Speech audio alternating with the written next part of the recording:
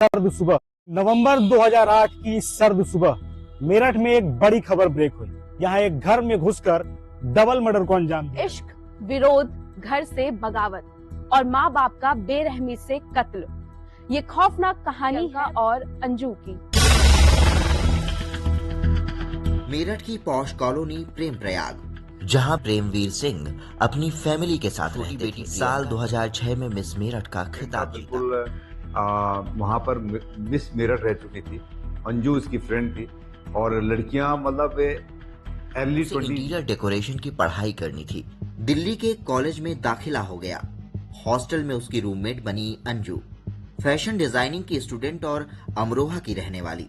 वक्त के साथ दोनों में रिश्ता इतना गहरा हुआ, क्लासमेट कमेंट। ऐसे में प्रियंका और अंजू को लड़कों से नफरत हो गई, लेकिन आपसी प्यार और रोमांस इतना बढ़ा कि दोनों अब सिर्फ रूममेट नहीं बल्कि कपल बन गई। बहुत अच्छी दोस्त थी और वो दोस्ती मोहब्बत में बदल गई। पार्टनर अंजू को मेरठ में अपने घर भी लाने एक साथ जब अंजू भी प्रियंका के साथ में उसके घर पे छुट्टी बनाने आने लगी तो उनके मम्मी पापा, उसकी मम्मी को शक हो गया। उनको लगा इन दोनों के बीच में कुछ गलत है। एक दिन पिता ने प्रियंका से पूछ लिया, तुम्हारी शादी की उम्र हो गई है, अब कोई लड़का। प्रियंका ने सीधा जवाब दिया, पापा मैं किसी लड़के से तो शादी नहीं करूंगी। प्रियंका और उसकी फैमिली के बीच टकराव बढ़ चला। इधर अंजू के घर वाले भी उस पर शादी का दबाव बना। अंजू ने अपना प्लान प्रियंका से शेयर किया। प्रियंका, मेरा भाई अजेंद्र घर पर नहीं रहता, तुम मुझसे ही शादी कर लो। प्लान से प्रियंका ने अंजू के कोर्ट मैरिज कर ली। अब पेपर पर प्रियंका अजेंद्र की नस्ल में अंजू की पार्टनर। लेकिन कुछ ही दिनों में सच बाहर आ गया।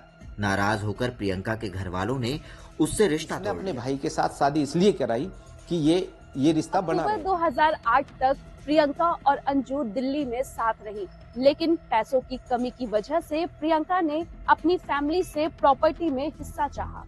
अंजू के साथ प्रियंका मेरठ में अपने पिता के घर पहुंची।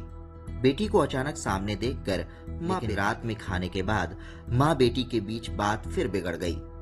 तेज आवाज में प्रियंका बोली, भाई को दे दे, मेरा हक कहाँ है? मां ने रूखी आवाज में फैसला सुना दिया, तुझे फूटी कौड़ी भी नहीं मिलेगी, तू हमारे लिए मां के ये शब्द आखिरी कील साबित हुए।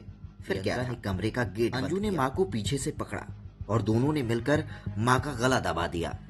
बाद में पिता का भी बेरहमी से मर्डर कर दिया। खून के बीच अंजू प्रियंका ने घर से कैश और ज्वेलरी ले ली और बाहर निकल गईं। अंजू और प्रियंका दोनों ने बताया था कि ये दोनों गई थी घर में। फिर इनके पिताजी ने इनको गाली भी दी कि तुम अपना मुंह मत दिखाओ यहाँ। सुबह हुई तो हड़कंप मच गया। पुलिस ने जांच शुरू की।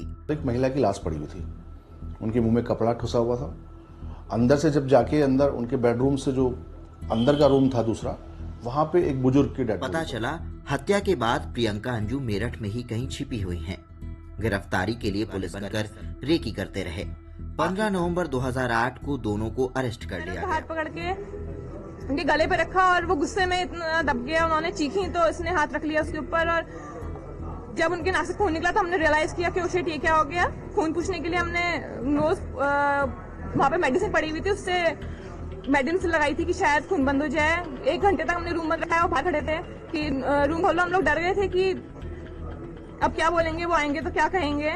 उन्होंने रूम खोला, फिर उनसे हाथापाई हुई हमारी और हाथापाई में वो एक्सपायर हो गए। 7 साल की सुनवाई के बाद 28 मई 2015 को कोर्ट का फैसला आया।